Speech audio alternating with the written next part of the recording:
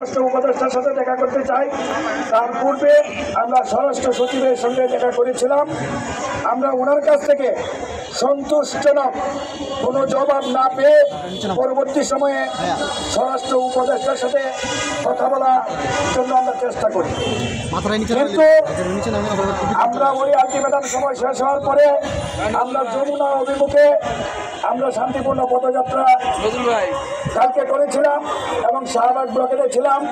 আজকে শান্তিপূর্ণ অবস্থান কর্মসূচি, তারই আলোকে সারাদিন বিভিন্ন প্রকার আশা নিরাশার মধ্যে তুলতে আমরা 12 সদস্যের একটি তদন্ত কমিটি আমরা মাননীয় প্রধান উপদেষ্টা এপিএস সাব্বির আহমেদ সাহেবের সাথে একটা বৈঠকে মিলিত হয়েছিলাম এবং ওনার সঙ্গে আমরা বৈঠকে মিলিত হওয়ার পর আমাদের যে 3 দফা দাবি এবং যৌক্তিক দাবি যে কথাগুলো ওনার সামনে আমরা সুন্দরভাবে উপস্থাপন করেছি এবং উনি আমাদের কথা অত্যন্ত ধৈর্য সহকারে শুনেছেন।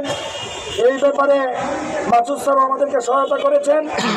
আমরা বলেছি প্রজ্ঞাপনের মহাধারা যদি থাকে তাহলে এই কমিশন যে রিপোর্ট দেবে ওখানে আমাদের কিছুই থাকবে না। ওনাকে বিষয়টা বোঝানোর পরে উনি বিষয়টা গুরুত্ব সহকারে নিয়েছেন এবং উনি আমাদেরকে আশ্বস্ত করেছেন যে আমি যেহেতু স্যারের সঙ্গে আছি, আমি এই বিষয়টা নিয়ে স্বল্পতম সময়ের মধ্যেই আমি মাননীয় প্রধান উপদেষ্টার সাথে কথা বলবো। আমরা বলেছি যদি 30 তারিখ রিপোর্ট দিয়ে দেয় তাহলে আমাদের কিছুই পাওয়ার থাকবে না।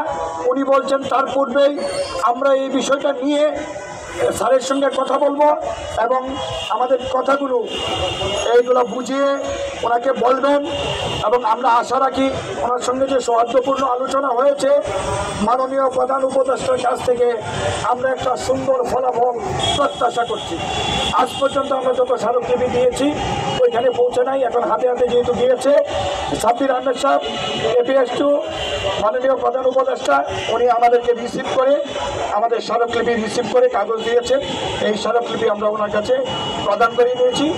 এই আজকের এই সারাদিনের ঘটনার সর্বশেষ পরিস্থিতি এরপরে আমরা ওখান থেকে এসেছি এবং আপনাদের সামনে প্রেস ব্রিফিং করলাম। এই পর্যন্ত আমাদের কথা ছিল। ধন্যবাদ সবাই। এখন আপনারা কি করবেন? বর্তমান কর্মসূচি জি ধন্যবাদ। আপনারা জানেন আমাদের 64 জেলা থেকে লোক আসে, দূর দূরান্ত থেকে লোক আসে। আমাদের সভাপতি মহোদয় এবং আমরা যারা আছি আমরা কেউই একক সিদ্ধান্ত গ্রহণ করি না।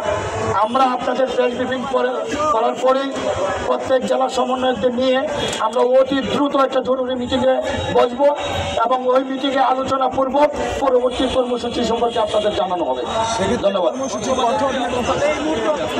বর্তমানে অবস্থান আমরা পরবর্তী ঘোষণা না দেওয়া পর্যন্ত আমরা এখানেই অবস্থান করব। আমরা আলোচনার পরেই পরবর্তীতে আপনাদের মিডিয়ার সামনে এসে আমাদের কর্মসূচি সম্পর্কে বিস্তারিত বলা হবে।